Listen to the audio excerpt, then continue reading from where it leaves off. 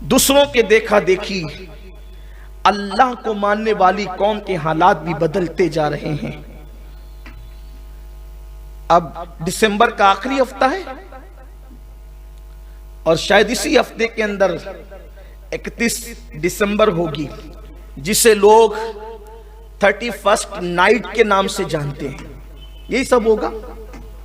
اور اب یہ لعنت اور نحوست بڑے شہروں سے، مغربی شہروں سے چلتے چلتے مشرق میں آئی، اور مشرق میں بھی بڑے جو وہ ہند کے بڑے بڑے شہروں سے اب ہمارے مالیگاؤں شہر کے اندر بھی یہ نحوست اور لعنت آ گئی۔ اب یہاں بھی 31st نائٹ کا اہتمام ہونے لگا ہے، اس لیے کہ لوگ مرعوب اتنے ہو گئے مغربی تہذیب سے، انگریزوں سے، انگریزوں کی تہذیب سے، ان کے کلچر سے اتنے مرعوب ہو گئے، اب اپنی آپ ہی ہو رہا ہے۔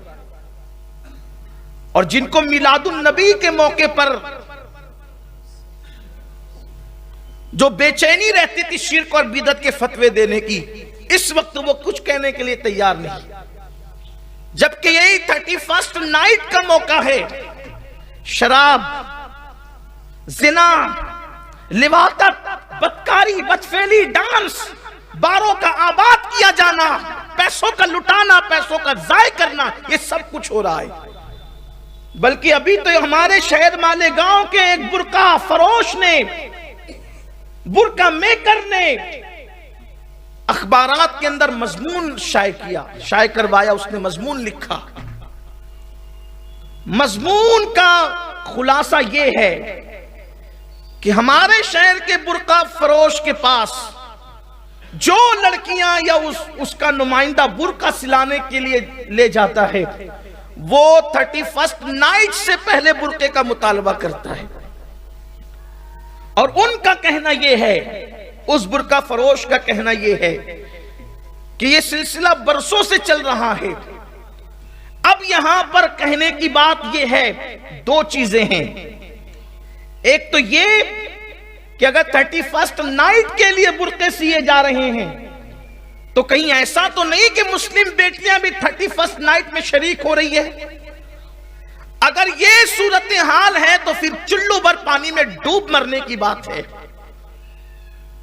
کیونکہ جس مذہب نے عورت کو نماز پڑھنے کے لیے جماعت کے ساتھ مسجد میں جانے سے روک دیا فتنے کی وجہ سے، اصل حکم تو یہی ہے، اصل حکم دور رسالت سے یہی ہے کہ عورت مسجد میں جا سکتی ہے، لیکن فتنے کے خوف سے سیدنا فاروق اعظم نے روک دیا کہ نہیں، اب عورتوں کی عزت کو خطرے میں دیکھ کر یا عورتوں کی کیفیت کو دیکھ کر ان کی آبرو کو بچانے کے لیے فاروق اعظم نے کہا اللہ کی بندیاں اب اللہ کے گھر میں نہیں آئیں گی عزت کی حفاظت کی خاطر، اور پھر روک دیا گیا عورتوں کو مسجد سے۔ تو جس مذہب کے اندر عورتوں کی عزت کے تحفظ کی خاطر عورتوں کو مسجد میں جانے سے روک دیا گیا ہے، اس مذہب کی ماننے والی بیٹیاں پھر 31st نائٹ منانے کے لیے کس طریقے سے باروں کی طرف جا سکتی ہے، کس طرح آبروؤں کا سودا کر سکتی ہے۔ اگر گنبد و مینار کے شہر میں یہ بات ہے تو ہم بہت درد کے ساتھ یہ کہتے ہیں، یہ بہت بڑا المیہ ہے۔ باپ کو، بھائی کو، گھر کے لوگوں کو توجہ کرنا چاہیے کہ ایسا کیوں ہو رہا ہے، لیکن میرا گمان کہتا ہے، میرے دل کی آواز کہتی ہے، میرے ضمیر کی آواز کہتی ہے کہ میرے شہر مالیگاؤں کی بیٹیاں ایسا نہیں کر سکتی۔ اللہ اکبر، آج بھی ان کے اندر ایمانی جذبہ، حیا، غیرت، پرہیزگاری موجود ہے۔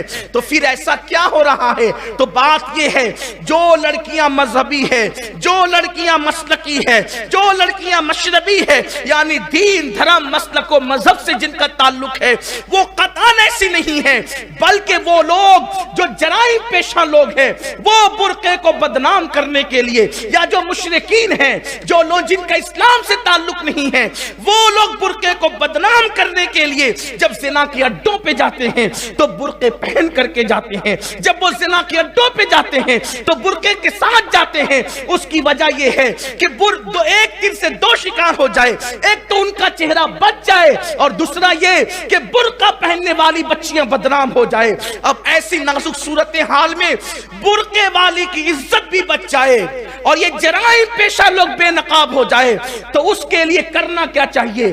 کیا نیک بچیاں برقع چھوڑ دیں؟ کیا نیک بچیاں برقع ترک کر دیں؟ نہیں، برقع ہم ترک نہیں کر سکتے. پھر کیا کریں؟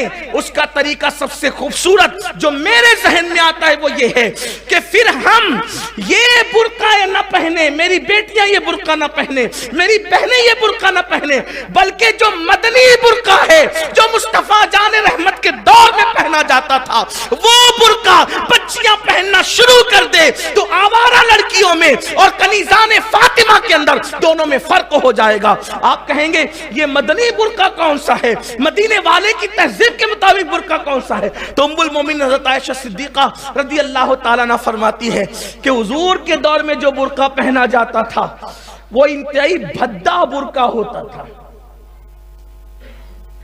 عورتیں جب چلتی تھی تو ایسا لگتا تھا کہ جیسے ان کے سروں پہ کوے بیٹھے ہوئے ہیں اور اتنا ڈھیلا ڈھالا ہوتا تو اس پہ کوئی ڈیزائن نہیں ہوتی تھی، اس پہ کوئی رنگ روغن والا معاملہ نہیں ہوتا تھا. یعنی کہ یہ جو ڈیزائن والے برقعے یہ سب نہیں، بہت سادہ سمپل برقع ہوتا تھا. بلکہ آج سے 900 سال پہلے امام غزالی نے فتویٰ دیا تھا کہ ڈیزائن والا برقع پہننا ناجائز ہے. سمپل برقعے پر آ جائیں شریف لڑکیاں اگر آبرو بچانا چاہتی ہیں تو پھر یہ فرق ہو سکتا ہے کہ چونکہ جرائم پیشہ لڑکیاں تو یہ سمپل برقع نہیں پہن سکتی، جیسے جرائم پیشہ لوگ سنت رسول کے سانچے میں نہیں ڈھل سکتے. آپ دیکھ لیں جرائم پیشہ لوگ داڑیاں رکھ لیتے ہیں لیکن سنت کے سانچے میں نہیں ڈھل پاتے ہیں. تو اسی لیے پھر فرق ہو جاتا ہے کہ اصل غلام مصطفیٰ کون ہے، جرائم پیشہ لوگ کون ہے. تو اسی طریقے سے برقعے میں بھی ایک پہچان بنا لی جائے. برقعے سیمپل ہو، بڑا بھدا کپڑا، یہاں تو قیمتی سے قیمتی کپڑا ہو، ایک دم سیمپل کپڑا. عزت ہی بچانا. میں کہتا ہوں اگر سیمپل کپڑے میں عزت بچتی ہے تو وہ ڈیزائن والے کروڑ روپے کے برقعے سے بہتر ہے، کیونکہ عزت سے بڑھ کر کوئی چیز نہیں. ہم مذمت کرتے ہیں اس کی 31st نائٹ کو جو برقعے کا مس یوز ہو رہا ہے. میں پھر کہتا ہوں مسلم بچیاں میری قوم کی اتنی بے باک نہیں ہے، کیونکہ مجھے یقین ہے ان کی آبرو پر اور ان کی حیا پر. جو مسجد آنے کے لیے ضد نہیں کرتی وہ بار میں کیا جائے گی، اور جو جاتی ہیں ان کا سیدہ فاطمۃ الزہرا سے کوئی تعلق نہیں، اس لیے جاتی ہے. ورنہ جو کنیز فاطمہ ہوگی وہ تو مر جانا پسند کرے گی لیکن کبھی بار میں جانا پسند نہیں کرے گی. اس لیے ہمیں بھی تھوڑا سا دھیان رکھنا پڑے گا، ہمیں بھی تھوڑی توجہ کرنی پڑے گی. ہر نوجوان کی جتھے اپنے محلے میں بیٹھ کر نظر رکھے کون کہاں آتا ہے کون کہاں جاتا ہے. تھوڑا سا اس پر صرف نماز روزہ پڑھ کر کے اپنی ذمہ داری پوری نہیں ہوتی. یہ جو ادارے بنا رکھے نا محلوں کے اندر، یہ صرف رات کے 3 بجے تک پڑے رہ کر کے اوندھے پڑے رہ کر ٹی وی دیکھنے کے لیے نہیں ہے.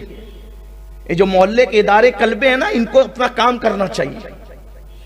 یہ بیٹھے محلوں کے اندر اور نظر رکھے کون کہاں جا رہا ہے، اور اگر کسی کے قدم غلط طرف اٹھتے دیکھے تو اس کے ماں باپ کو تنبیہ کریں. اگر محلے میں رہنا ہوگا تو مصطفیٰ جان رحمت کے قانون کے مطابق زندگی گزارنا ہوگا.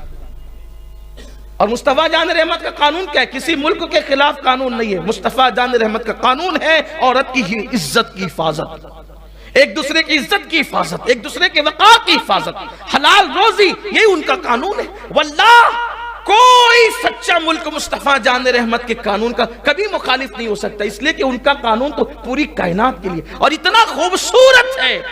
صبح اٹھنا جلدی اٹھنا ان کا قانون ہے، پورا لباس پہننا ان کا قانون ہے، غریبوں کی جھولی بھرنا ان کا قانون ہے، مسکرا کر لوگوں کے دل جیتنا ان کا قانون ہے، لوگوں کا بوجھ اٹھانا ان کا قانون ہے، خود بھوکے رہ کے دوسروں کو کھلانا ان کا قانون ہے، خود پیٹ میں پتھر باندھ کر دوسروں کو عطا کرنا ان کا قانون ہے، غریبوں کو مالا مال کرنا ان کا قانون ہے، بیٹیوں کی آبرو بچانا ان کا قانون ہے، بیٹیوں کے سر پہ شفقت کا ہاتھ رکھنا ان کا قانون ہے، بیٹی آ جائے تو استقبال کے لیے کھڑے ہو جانا ان کا قانون ہے. یہی سب تو ان کا قانون ہے. اور کیا ہے؟